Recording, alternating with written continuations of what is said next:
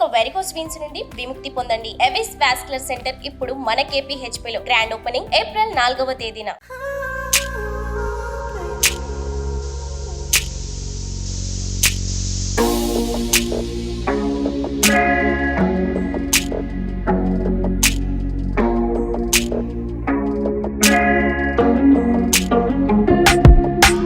నమస్కారం.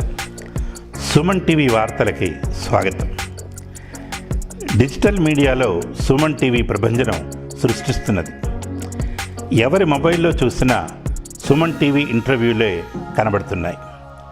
వందలాది YouTube channels వస్తున్నా సుమన్ టీవీ ధాటికి తట్టుకోలేని పరిస్థితే.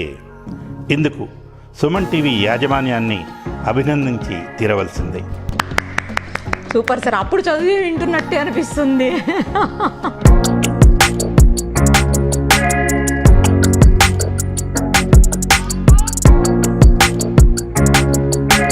సార్, అప్పట్లో అసలు న్యూస్ రీడర్ అంటే ఇంకా శాంతి స్వరూప్ గారే. నాకు ఉద్యోగం ఇచ్చిందే వార్తలు చదవటానికి, పొగడ్తకి. నేనేమాత్రం అర్హుణ్ణి కాదు. ప్రేక్షకులే ఆశీర్వదించి అప్పుడు అభిమానించి ఆదరించారు. అంటే ఆంగ్ల పదాలు చెప్పడం ఇష్టం లేక వ్యాఖ్యాత. అప్పుడు ఎడిటింగ్కి అవకాశం లేదు. లేదు. నేను చదివిన విషాద వార్తలు, ఆవిడ మరణించిన సంగతి సాయంత్రం దాకా ప్రకటించలేదు. తల్లి కొడుకు ఇద్దరు మరణాలని మీరే చెప్పాల్సి వచ్చింది. రెండు చాలా ఘాతుకమైనవి. సంతోషకరంగా మీరు చదివిన వార్త ఏదన్నా గుర్తుందా సార్? ఈ సంతోషం కంటే ఇంకోటి పై ఎత్తులో వస్తుంది, దానికంటే ఇంకోటి పై ఎత్తులో. విషాదం అలా కాదు. విషాదం హృదయంలో చివరి మెట్టును తగులుతుంది. మనిషికి గొప్ప విషాదం మరణం. దానికి మించిన విషాదం లేదు.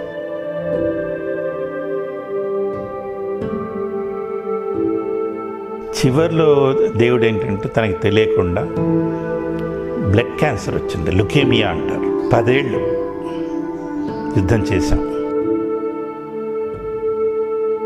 పిల్లలిద్దరూ వస్తారా అని అడిగింది 2 రోజులు ముందు. అయ్యో అదేంటి, వాళ్ళు వచ్చేదాకా ఉంటానంటావా అని. పిచ్చిగా మాట్లాడక అదేం లేదు. 2 పిల్లల్ని చేతితో పట్టుకుని నేను మంచం అలా కూర్చున్నాను. ఆడిస్తాడు ఆట.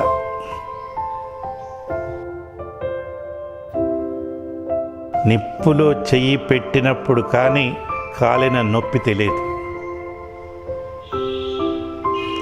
ఇది ఇంకోటికి చెప్పుకుంటే ఈయన ఏదో మాత్రం కొంచెం ఓవర్ చేస్తున్నాడు అనిపిస్తుంది. ఆ బాధ అనుభవిస్తే కానీ తెలియదు. అనుభవించాలని నేను కోరుకోవట్లేదు, అవతల వాళ్ళు ఎవరు కూడా అనుభవించారు. ప్రవహిస్తున్న నది, దానికి రాయి అడ్డపడితే ఫస్ట్ దాన్ని తోసేయదు, తప్పించుకుని వెళుతుంది. తప్పించుకుని వెళ్ళటానికి కూడా వీల్లేనంతగా అడ్డుపడితే దాని శక్తినంతా కూడా తీసుకుని కొట్టేస్తుంది. ఈ సమాజంలో బలహీన వర్గం వాడు కూడా అంతే. నువ్వు వాడిని తొక్కటానికి ప్రయత్నించకు. ఏదో ఒక రోజు వాడి శక్తి అంతా కోళ్ళ తీసుకుని ఏకమై సమాజాన్ని తలకిందులు చేస్తాడు. సరే, మీరు ఈ రంగాన్ని ఎందుకు ఎంచుకున్నారు? చాలా రకాలైనటువంటి రంగాలు ఉండగా మీరు ఇటు సైడే ఎందుకు వచ్చారు? ఈ పిచ్చి చిన్నప్పటి నుంచి ఉండేది. స్కూల్లో ఉండగానే నేను స్వయంగా నాటకాలు రాసేవాడిని, కవిత్వాలు రాసేవాడిని. స్కూల్లో మామూలుగా వార్షికోత్సవాలు జరుగుతాయిగా, వార్షికోత్సవానికి నేనే నాటకం రాసి మా ఫ్రెండ్స్ అందరం కలిసి వేసేవాళ్ళం. ఆ ప్రైజులన్నీ వచ్చేవి. ఆ ప్రైజులన్నీ మా హెడ్ మాస్టర్ గారు ఇంకా నాకంటే చాలా చాలా పెద్ద ఆయన, చాలా ప్రేమించారు, నన్ను అభిమానించారు. ఒరే నీకేం ప్రైజులు కావాలో నువ్వే కొనుక్కో అన్నారు. నేను వెళ్ళి అన్ని పుస్తకాలు తెచ్చుకున్నాను. రవీంద్రనాథ్ ఠాగూర్ పుస్తకాలు, రామకృష్ణ పరమహంసవి, వివేకానందుడివి. అంటే ఆలోచన ధోరణి చెప్తున్నాను, అలా ఉండేది. గ్రేట్. అవన్నీ తెచ్చుకున్నాను. వీటితో పాటు అంటే మీకు నవ్వు వస్తుందేమో ఒక చిన్న నాకు కోరిక ఉండేది. మేము చిక్కడపల్లిలో పుట్టి పెరిగానమ్మా.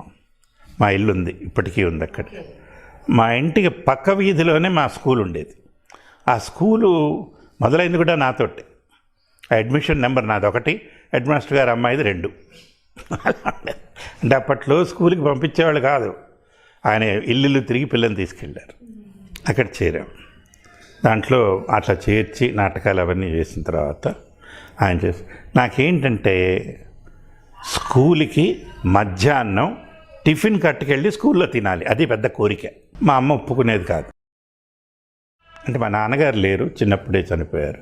మా ఇల్లు కడుతూ పడిపోయారు ఆయన ఇంజనీర్, అప్పట్లోనే అమెరికా వెళ్ళొచ్చారు. సాయిల్ మెకానిక్ రీసెర్చ్ ల్యాబ్స్ అని ఉన్నాయి, దాని డైరెక్టర్గా చేసేవారు. మా ఇల్లు కడుతూ పడిపోయారు. యాక్సిడెంటల్గా పడిపోయారు. అది 58లో జరిగింది, 1958. అంటే ఇలా చెప్తూ పోతే మన చరిత్ర వెనక్కి వెళ్ళిపోతామని. అలా చేసిన తర్వాత మేము అందుకని నేను పెద్ద కుట్ర లాంటి ప్లాన్ వేశాను. మా హెడ్ మాస్టర్ గారి దగ్గరికి వెళ్ళి, సార్ లంచ్ టైంలో పిల్లలందరూ బయటికి వెళ్ళి ఆడుతున్నారు, వీళ్ళకి బదులు మనం మ్యాగజైన్స్ పెట్టి ఓ లైబ్రరీ పెడదామని. అని ఏం చేస్తారు ఆ లైబ్రరీ పెడితే పిల్లలు కాసేపు చదువుకుంటారు సార్ అందరూ. సరే ట్రై చేయి అంటే నేను కూర్చుంటానన్నాను లైబ్రరీలో. అసలు నా ఉద్దేశం ఏంటి, ఆ లైబ్రరీలో కూర్చుంటే ఇంటి నుంచి క్యారియర్ తెచ్చుకు తినొచ్చు. ఓకే, అది ఒక ఆలోచన. సరే ఒక 2 రోజులు నడిచింది అలాగా. ఈ పిల్లలందరూ ఏంటి ఆ పుస్తకాలు తీసుకున్నారో వాళ్ళు అక్కడ అందరూ వచ్చి కూర్చొని అల్లరి చేయటం మొదలుపెట్టారు. తర్వాత నాకంటే నేను అప్పుడు 8th క్లాస్లో నేను ఉన్నా. 10th క్లాస్ పిల్లలు వచ్చి నన్ను బయటికి వెళ్ళగొడతా అంటారు. సరే 2 రోజులు అయిన తర్వాత మా హెడ్ మాస్టర్ గారు చూస్తారు, ఇట్లా కాదులే నువ్వు టిఫిన్ ఇక్కడ తింటున్నావు ఎందుకంటే ఉండాలి కదా సార్. ఎక్కర్లేదు, నువ్వు ఇంటికి వెళ్ళి తిన్నా. అలాగా నేను టిఫిన్ తినాలి అన్న కోరిక 2 రోజులకు పరిమితమైంది. ఏం చదువుకున్నారు సార్ మీరు? నేను BSc చదివానమ్మా, తర్వాత MA చేశాను. తర్వాత ఉద్యోగానికి దీనికి సంబంధం లేని డిప్లొమాలు చేశాను. Diploma in marketing management, advertising, public relations. ఇవేవి ఉద్యోగానికి సంబంధం లేవు. ఇవన్నీ అయిపోయిన తర్వాత 1970లో హైదరాబాద్ ఆకాశవాణిలో ఉద్యోగం చేశాను. అది కూడా వార్తా విభాగంలోనే. ముందు అక్కడ చేశారు ఆకాశవాణిలో ఒక ఏడాది పాటు. తర్వాత దూరదర్శన్. అంటే దానికి దీనికి సంబంధం లేదు. అదే ఉద్యోగం చేసి అక్కడ న్యూస్ రీల్ అసిస్టెంట్ అనేవాళ్ళు. అదేంటంటే నగరంలో జరుగుతున్న విశేషాలన్నింటినీ కూడా రికార్డ్ చేసి తెచ్చి ఎడిట్ చేసి వార్తావాహిని వారానికి ఒకసారి ప్రసారం చేయాలి. అప్పుడు మన వీళ్ళందరూ అక్కడ ఉండేవారు. బండారు శ్రీనివాసరావు గారు, ఓకే, ది వెంకట్రామయ్య గారు, సత్యవతి గారు, వీళ్ళందరూ పనిచేస్తుండేవారు అప్పుడు. రామకృష్ణారావు గారు, తర్వాత తురగా కృష్ణమోహన్ గారు, వీళ్ళల్లో చాలామంది పెద్దవారు అయిపోయారు, కొంతమంది ఇంకా పెద్దవాళ్ళు అవుతూ ఉన్నారు. అయితే నేను చేరిన పన్యాల రంగనాథరావు గారు దానికి చీఫ్గా ఉండేవారు. నేను చేరినప్పుడు నాకు ఆ డైరెక్టర్ చెప్పారు సెలక్షన్ అయిపోయిన తర్వాత, నాయనా నువ్వు ఈ ఉద్యోగం చేస్తావా? చేస్తానండి. జాగ్రత్త, నువ్వు కొన్ని ఇబ్బందులు ఎదుర్కోవాల్సి వస్తుంది. నాకు అర్థం కాల. సరే చేశాను, అలాగే ఇబ్బందులు ఎదుర్కొన్నాను. అందులో కొంచెం కుర్రతనం అటు ఇటు వెళ్తే చివరికి చేసి ఓ ఏడాది తర్వాత రిజైన్ చేశాను. రిజిగ్నేషన్ పంపిస్తే డైరెక్టర్ గారు తీసుకోలే. ఆయన ఫోన్ చేసి నువ్వు రా అని పిలిపించి ఆయన ఇంటికి రమ్మని ఇంట్లో కూర్చోబెట్టి నాకు మెల్లిగా వివరించారు. నీకు చెప్పాను, నీకు అసలు విషయం తెలియదు. నువ్వు ఇంటర్వ్యూకి వచ్చిన రోజునే ఇంటర్వ్యూ బోర్డులో నార్ల వెంకటేశ్వరరావు గారు బోర్డు చైర్మన్గా ఉన్నారు. ఆయన ఆంధ్రజ్యోతి ఎడిటర్ అప్పట్లో. ఆయన కూర్చున్నప్పుడు ఈ ఇంటర్వ్యూలో వాళ్ళు చెప్పారట, సార్ ఈ పిల్లాడు మన దగ్గర పని చెయ్యడు అంటే, ఎందుకు చేయడు, బాగానే చెప్పాడు కదా. ఉన్నవాళ్ళ అబ్బాయి అండి, మన మాట వినరు అన్నమాట. అసలు విషయం అది కాదు. ఈ ఉద్యోగం ఇస్తా అని వేరే ఇంజనీర్ గారి అబ్బాయికి వీళ్ళు ప్రామిస్ చేశారు. అతను సరిగ్గా, వాడు నా ఫ్రెండే, సరిగ్గా చేయలేదు. నా కర్మ కొద్ది వాడికి ఇచ్చేసి ఉంటే ఊరుకునేవాళ్ళం, మనకేం తెలుస్తుంది. అయిపోయింది. అప్పుడు ఈయన కోపడ్డారట, మీ ఇష్టం ఉన్న వాడికి ఇచ్చేటైతే నన్ను ఎందుకు పిలిచారు? మీరు సంతకం పెట్టమంటే పెడతాను. వీళ్ళ భయం ఇవాళ పెట్టి రేపు పేపర్లో రాస్తే, అందులో నార్లవారి మాట చిన్న మాట కాదు, అందుకని వీళ్ళు చెప్పారు. అది డైరెక్టర్ గారికి తెలుసు. అది 1 ఏడాది తర్వాత ప్రొబేషనరీ పీరియడ్ అని ఉంటుంది, నన్ను కన్ఫర్మ్ చేయాలి. అది కన్ఫర్మ్ చేస్తే నేను అందులోనే ఉండేవాడిని. నేను వద్దని వదిలేశాను. సరే, అది వదిలేసి ఈయన చెప్పారు, నాయన ఉద్యోగం రావటం అంత తేలిక కాదు, నీకు వచ్చింది అంటే, సార్ నా వల్ల కాదు, నేను చేస్తాను, ఆలోచించుకోమని 40 రోజులు అట్టి పెట్టారు. తర్వాత రిజైన్ చేశాను. రిజైన్ చేసి అప్పటికి 72 ఎంఏ చేశాను నేను. తర్వాత 72లో ఈ వాణిజ్య ప్రసారాలు ప్రారంభమైనాయి. అంటే వివిధ భారత్ రేడియోలో, అంటే ఈ చీర కొనండి, ఈ సినిమా చూడండి, యాడ్స్. ఓ, వాణిజ్య ప్రసారాలు అంటే అర్థం కాలే, యాడ్స్ అనమాట. తప్పు నాదేలేండి. Commercials okay ప్రారంభమైనాయి.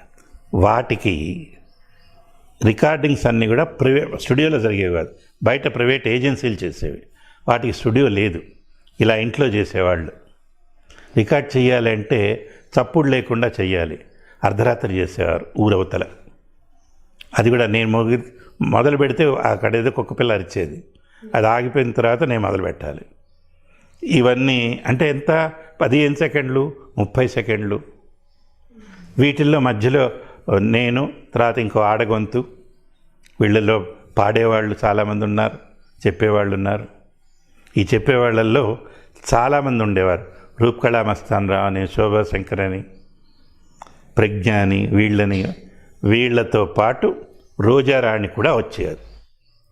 ఓకే, వాళ్ళ నాన్నగారు కూడా వచ్చేవాళ్ళు, నమస్కారం అనేవాళ్ళు, చదివేవాళ్ళు, వెళ్ళిపోయేవాళ్ళు. అంతకు మించి ఒక అంగుళం కూడా ముందుకేం లేదు, నమస్కారాలే అంతే. అలా అవి 2-3 ఏళ్ళు చేశాను. చేస్తున్నప్పుడు నాకు ప్రగాఢమైన నమ్మకం ఒకటి ఉండేది, ఏదో ఒకరోజు హైదరాబాద్కి టీవీ వస్తుంది, నేను టీవీలో పనిచేస్తాను అని అక్కడ చెప్పేవాడిని. మా వాళ్ళు నమ్మేవాళ్ళు, మడికి కొంచెం ఎక్కడొస్తుంది ఏంటి అలా అనుకుంటున్న టైంలో ఈ సైట్ అండ్ ప్రోగ్రామ్ చెప్పాను, అది ప్రారంభమైంది. మమ్మల్ని పిలిచారు, వచ్చి మీరు వీటిల్లో పాల్గొనండి అని. అలా మొదలైంది. అలా వచ్చి ఉద్యోగం వచ్చింది, వార్తలు చదవమని ఉద్యోగం ఇచ్చారు. నాకు ఉద్యోగం వచ్చిన తర్వాత రోజారాణికి ఈ పరిచయకర్త అంటే, మనం వ్యాఖ్యాత అంటాం, అప్పట్లో అనౌన్సర్ అనేవాళ్ళు, ఆ ఉద్యోగం వచ్చింది. తను వచ్చి చేసేది. తను ఉద్యోగం వచ్చిందని చూపించింది. అంటే ఓ సంతోషం, ఒకే చోట పని చేయొచ్చు అని. ఒకే చోట పని చేయొచ్చు అనుకున్నాం, కానీ ఒకటే బంధం అయిపోతుందని అని అప్పుడు అనిపించలేదు. ఆ తర్వాత అలాగే అంటే మా ఇద్దరికి కామన్గా ఇంకో ఫ్రెండ్ ఉండేవాడు, శశిధర్ అని, రైటర్. బాగా వాడే చేతి రాత ముత్యాలు చాలా బాగుండేవి. మేము 3 కలిసి వచ్చేవాళ్ళం, అందరం చిక్కడపల్లిలోనే ఉండేవాళ్ళం. అలా పరిచయం పెరిగి స్నేహం ప్రేమగా మారి, ప్రేమ పెళ్లి బంధంతో ముడిపడింది. అంటే ప్రేమగా చెప్పుకోలేదు, అది గమ్మత్తు. పెళ్ళి అయిన తర్వాత తెలిసిన ఇంకో గమ్మత్తు ఏంటంటే, ఆ అమ్మాయి నా చిన్నప్పటి స్నేహితుడు చెల్లెలు, అది అంతకుముందు తెలియదు. వాడు పెళ్ళి మాట్లాడటానికి వచ్చినప్పుడు వీడు వచ్చాడు, ఇట్లా నువ్వు వచ్చావు అంటే, బేబీ మా చెల్లెలే కదా అన్నాడు. అంటే తన బేబీ అనేవాళ్ళు ఇంట్లో. అదేంటి మా ఆఖరి చెల్లెలు ఎక్కడ, సరిపోయింది. సరే, అలా పెళ్ళయింది. అలా జరిగింది. మీరు ఫస్ట్ తీసుకున్న శాలరీ ఎంత సార్? లాస్ట్ మీరు రిటైర్ అయ్యే ముందు తీసుకున్న శాలరీ ఎంత? మొట్టమొదట చేతికి వచ్చింది 3,000 ఉంటుంది, ఇది దూరదర్శన్లో. చివరికి వచ్చింది 1,50,000, అంటే 2011. అంటే ఎప్పటికప్పుడు ఇవి ఉంటాయి, మన పే రివిజన్ కమిటీసు, హైక్స్ ఉంటాయి. దానివల్ల ఇవాళ సంతోషం ఏంటంటే, అంటే నిజానికి ఉద్యోగాలు లేవు. ఎవరైనా కొత్తగా అవకాశం చేరితే మొదట్లోనే వాళ్ళకి 1,00,000 రూపాయలు వస్తాయి. అవునా? కానీ కొంచెం కష్టంగానే ఉంది, అవకాశాలు తక్కువ వస్తాయి. ప్రైవేట్ ఛానల్స్ వేరే, వాటి తీరుతెన్నులు వేరే. సుమన్ టీవీలో మీ పర్సనల్ అండ్ బిజినెస్ ప్రమోషన్స్ కోసం కింది నెంబర్కి కాంటాక్ట్ చేయండి.